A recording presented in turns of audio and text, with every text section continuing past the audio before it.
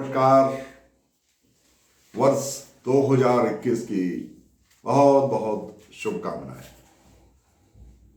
एक आशावादी कविता के साथ नववर्ष की शुरुआत करते हैं और एक कविता के रचयिता हैं हरिवंश राय बच्चन जी। ये बड़ी प्रेरणापद एक कविता है, मुझे बहुत पसंद है। तो मैं हरिवंश राय बच्चन जी को प्रणाम करते हुए आपके साथ उनकी इस अमर रचना को शेयर करता हूं। जो बीत गई सो बात गई। जीवन में एक सितारा था, माना वह बेहद प्यारा था। वह डूब गया तो डूब गया। अंबर के आनंद को देखो, कितने इसके तारे टूटे, कितने इसके प्यारे छूटे। जो छूट गए फिर कहां मिले, पर बोलो टूटे तारों पर अंबर कब शोक मनाता है। जो बीत गई सो बात गई। जीवन में था वह एक कुसुम, थे उस पर नित्य निछावर तुम। वह सूख गया तो सूख गया। मधुबन की छाती को देखो, सूखी कितनी इसकी कलियां। मुरझाई कितनी बल्लरियां, जो मुरझाई फिर कहां खिली। पर बोलो सूखे फूलों पर कब मधुबन शोर मचाता है। जो बीत गई सो बात गई। जीवन में मधु का प्याला था, तुमने तन मन दे डाला था। वह टूट गया तो टूट गया। मदिरालय का आंगन देखो, कितने प्याले हिल जाते हैं, गर्म मिट्टी में मिल जाते हैं। जो गिरते हैं कब उठते हैं, पर बोलो टूटे प्यालों पर कब मदिरालय पछताता है। जो बीत गई सो बात गई। मृदु मिट्टी के हैं बने हुए, मधुघट फूटा ही करते हैं। लघु जीवन लेकर आए हैं, प्याले टूटा ही करते हैं। फिर भी मदिरालय के अंदर मधु के घट हैं, मधु प्याले हैं। जो मादकता के मारे हैं वो मधु लूटा ही करते हैं। वह कच्चा पीने वाला है जो सच्चे मधु से जला हुआ, जिसकी ममता घट प्यालों पर जो सच्चे मधु से जला हुआ। कब रोता है चिल्लाता है, जो बीत गई सो बात गई। क्या बात कही है हरिवंश राय बच्चन जी ने। आपको एक बार फिर से प्रणाम बच्चन साहब। मैं उस तरह तो इसका सस्वर नहीं आपको सुना सकता जैसा उनके योग्य सुपुत्र सदी के महानायक अमिताभ जी सुनाते हैं, मगर फिर भी भावनाएं मैंने पकड़ने की कोशिश की और आप तक पहुंचाने का प्रयास किया।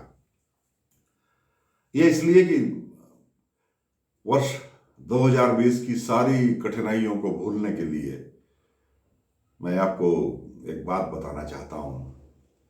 जब आपको कोई चोट लगती है, कोई बीमारी आती है, तो मैं अपने मित्रों से यही कहता हूं कि ये मान करके चलो कि जीवन में जितने कष्ट लिखे हैं वो लिखे हैं, भोगने हैं। जीवन में जितने कष्ट लिखे हैं उनमें से एक और कट गया, है ना। ये होना था तो ये तो खत्म हो गया। अब ये कष्ट तो दोबारा आएगा नहीं। ये संदेश किसी भी दुर्घटना का, किसी बीमारी का यही होता है। और पॉजिटिव नोट पे ही छोड़ करके इसको आगे बढ़ना चाहिए। याद करिए पिछला वर्ष 2020 दिसंबर से ये बीमारी शुरू हुई थी। पहले किसी की समझ में नहीं आया, उसके बाद ये बढ़ती चली गई। पिछले साल इन्हीं दिनों पूरा विश्व इस उधेड़-बुन में था कि ये बीमारी क्या है, ये देशों की सीमाएं पार करेगी या नहीं करेगी। ये रिसर्च चल रही थी कि ये बीमारी क्या है, यही चल रही थी ना, इससे कैसे बचा जाए, और इसकी स्टडीज चल रही थी। लेकिन साल बीत गया, आज भी हम कोरोना के इर्द गिर्द घूम रहे हैं, लेकिन अब हम रिसर्च कर चुके हैं। अब हमारे पास आज पूरी दुनिया एक कोल्ड चेन बनाकर दवाई कैसे बांटी जाए, इस इंतजाम में लगी है। हमारा पूरा देश आज इसी व्यवस्था में लगा है कि जब वो उसकी वैक्सीन आए, और दो दो वैक्सीन हमको मिल गई हैं, बड़े भाग्यशाली हैं। कोवैक्सीन है एक, और एक कोविशील्ड है, दो दो अलग अलग कंपनियों की। तो दोनों की विश्वसनीयता, उसके परिणाम हमारे वैज्ञानिकों ने, हमारे डॉक्टर्स ने जांच परख की होगी, उसके बाद वो फैसला हो गया। तो आज हम, मतलब पिछले साल हम बीमारी क्या है, इससे कैसे बचें, ये कैसे फैलने से रोकें, हम इस पर व्यस्त थे। और आज हम ये प्रयासरत है कि कैसे करके इसकी दवाई अधिकांश लोगों तक पहुंचाई जाए, जल्दी से जल्दी पहुंचाई जाए, और 1 करोड़ आदमी, 1 करोड़ इसमें ट्रेंड लोग इस दवाई को, इस वैक्सीन को सब तक पहुंचाने में, और उसको लोगों में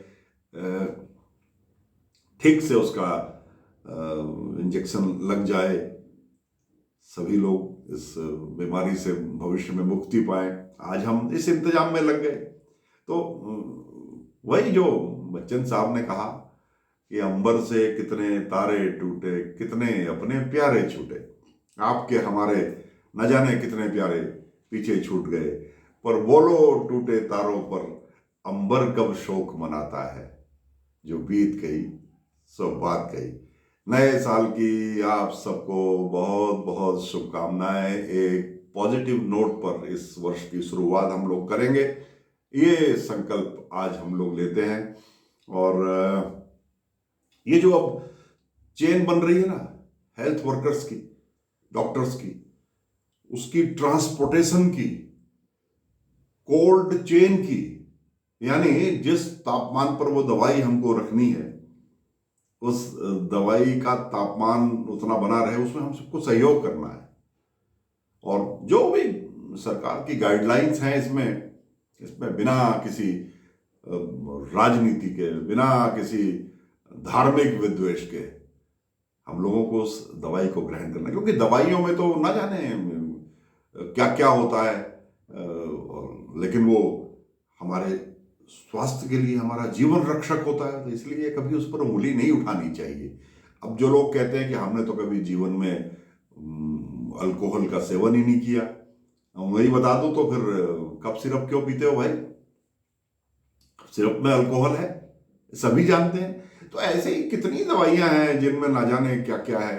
और टिटनस की दवाई हो तो घोड़े के शरीर से ही पैदा करते हैं उसको, है ना। तो ये और पेनिसिलिन, खास किस्म का फंगस उगाते हैं, उसको सड़ा करके उसमें से निकलती थी। तो ये हर एक दवाई के पीछे कोई ना कोई कहानी होती है। अब कहने लगे कि सब सांप के कांटे का विष, तो सांप के कांटे का विष भी सांप के विष से ही, उसकी दवाई भी उसी से तैयार होती है। हर एक जो सांप का जहर है उसका एक एंटीडोज होता है, और वो बनता किससे? वो भी सांप के जहर से ही बनता है। तो अब ये कहा जाए कि साहब जहर मारने के लिए और जहर, जी यही तो कमाल है हमारे वैज्ञानिकों का। इसलिए ये इसमें इसकी चर्बी है, उसकी चर्बी है, ये सब सवाल मत उठाइए, इन सवालों को छोड़िए। अब अपने पाँव में हम न जाने किस किस जानवर की खाल की जूती डाल लेते हैं, गले में बैग लटकाते हैं, कमर में हम बेल्ट लटकाते हैं, ये भी तो किसी ना किसी जानवर की बनी हुई है ना, उसका चमड़ा है ना। तो इस्तेमाल में आ रहा है, प्रयोग हो रहा है, बहुत ही लाभदायक है, हमारे जीवन का हिस्सा बन गया, तो ठीक है, उसको इस्तेमाल करिए। तो दवाई के समय पर इसमें इस जानवर की चर्बी है, उस जानवर की चर्बी है, छोड़िए इन चीजों को। आपातकाल में वैसे भी कोई नियम नहीं चला करते, तो इसको एक बुरे ख्वाब की तरह, दुः स्वप्न की तरह हम भूल जाएंगे। मुझे ऐसा लगता है और लगना भी चाहिए। तो बस आज सिर्फ इतना। अपने